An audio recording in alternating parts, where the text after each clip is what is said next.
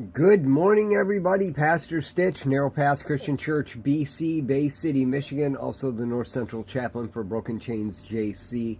Welcome to the Biker Devotional.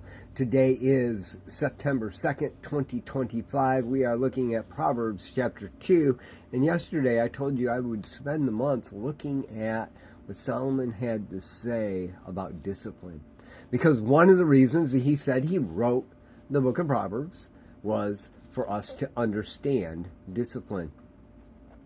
As I'm looking at chapter 2 today, I'm seeing that discipline can be in direction. Imagine that.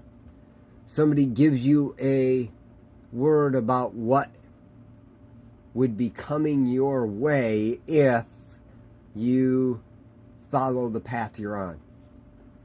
And so Solomon tells his boys, and he tells you and I that in verse 11 and 12, and continuing, discretion will watch over you, understanding will guard you, rescuing you from the way of evil, from the one who says perverse things, from those who abandon the right paths to walk in the ways of darkness, from those who enjoy doing evil and celebrate perversion, whose path is crooked and whose ways are devious. And he goes on and talks about the forbidden woman and what that looks like as well. You know,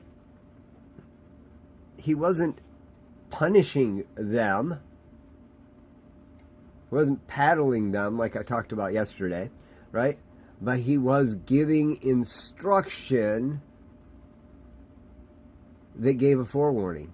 You know, I'm reading the book of Job right now, and the reality is that in that, Job is complaining because he had no forewarning. He had no understanding that these bad things were going to happen to him. And all of his friends were accusing him of he must have known.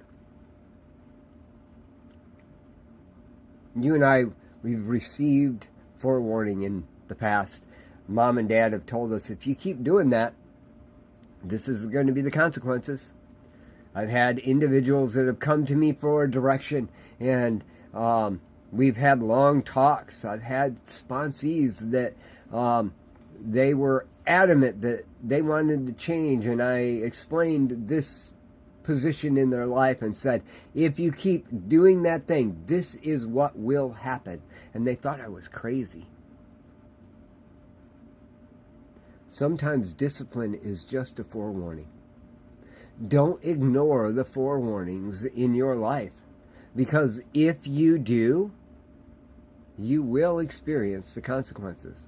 Now, do bad things happen without forewarning? Absolutely. Job is a perfect example of that.